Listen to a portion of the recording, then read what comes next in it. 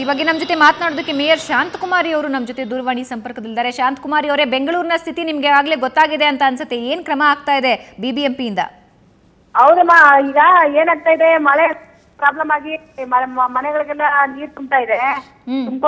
ತುಂಬೋಗ್ತೈತೆ. ಮತ್ತೆ ಮೊನ್ನೆ ಆನೆಪಳ್ಳಿಗೆ ಹೋಗಿದ್ದು, ಅಲ್ಲಿ ಇವು ಸಾರ ಮೋಟ್ರ್ ಟ್ರೈನ್ ಅಲ್ಲಿ ಮಣ್ಣು ಎತ್ತಾಕಿ ಮಧ್ಯದಲ್ಲಿ ಹಾಕಿದ್ದು ತೆಗೀತಿ ಅಂತ ಹೇಳಿದ್ರೆ ಅದನ್ನು ಹಾಗೆ ಇತ್ತು. ಮತ್ತೆ ಈಗ ನಾನ್ ಮನೆಗೆ ಬಂದು ಟಿವಿ ನೋಡ್ತಾ ಇದ್ದೆ, ಸುಮಾರು ಕಡೆ ಫ್ಲಡ್ ಆಗ್ತಿದೆ. ಮುಖ್ಯವಾಗಿ ನಮ್ಗೆ ಏನಾಗ್ತಾ ಇದೆ, ಲೋ ಲೈಂಗ್ ಏರಿಯಾದಲ್ಲಿ ಪ್ರಾಬ್ಲಮ್ ಆಗ್ತಾ ಇರುವಂತದ್ದು. ಮನೆಗಳ ನೀರು ನುಗ್ಗಿ ಪಾಪ ಬಡವರಿಗೆಲ್ಲಾನು ಮಕ್ಕಳಿಗೆಲ್ಲ ತೊಂದರೆ ಆಗ್ತಾ ಇದೆ. ಕಂಟ್ರೋಲ್ ರೂಮ್ ಅಲ್ಲಿ ಕಮಿಷನರ್ ಇದಾರೆ, ಮತ್ತೆ ನಮ್ಮ ಎಲ್ಲಾ ಝೋನಲ್ ಅಧಿಕಾರಿಗಳು ಆಫೀಸ್ಗಳಿಗೆ ಬಂದಿದ್ದಾರೆ. ಗ್ಯಾಂಗ್ ಎಲ್ಲ ಕೆಲಸ ಮಾಡ್ತಾ ಇದ್ದಾರೆ.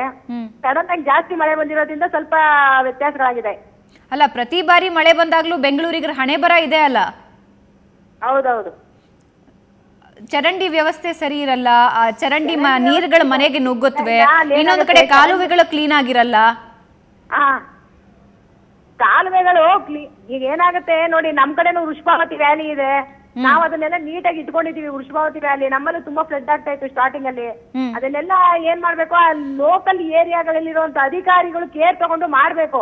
ಹಾಗಾದ್ರೆ ಅವ್ರು ಕೇರ್ ತಗೊಳಂಗ್ ಮಾಡೋದು ಯಾರು ಶಾಂತಕುಮಾರಿ ಅವರೇ? ಹಾಗಾದ್ರೆ ನಾವು ಕಮಿಷನರ್ ಮಾಡ್ತೀವಿ. ಇವಾಗ ಎಲ್ಲೆಲ್ಲಿ ಕಂಪ್ಲೇಂಟ್ ಜಾಸ್ತಿ ಬಂದಿದೆಯೋ ಅವ್ರನ್ನೆಲ್ಲ ಎಲ್ಲೆಲ್ಲಿ ಕಂಪ್ಲೇಂಟ್ ಜಾಸ್ತಿ ಆಗಿ ಅಧಿಕಾರಿಗಳು ಕೆಲಸ ಮಾಡಿದ್ರೆ ಮನೆ ಕಳ್ಸೋಂತ ಕೆಲಸ ಮಾಡ್ತೀವಿ.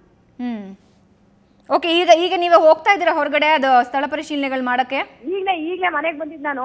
ಇಷ್ಟೊತ್ತಿನಲ್ಲಿ ಎಲ್ಲಿ ಹೋಗಿ ಏನ್ ಮಾಡೋದಕ್ಕೂ ಆಗಲ್ಲ, ಬೆಳಗ್ಗೆ ಹೋಗ್ತೀವಿ. ಓಕೆ, ಧನ್ಯವಾದ. ಮಾಹಿತಿ ತಗೊಂಡು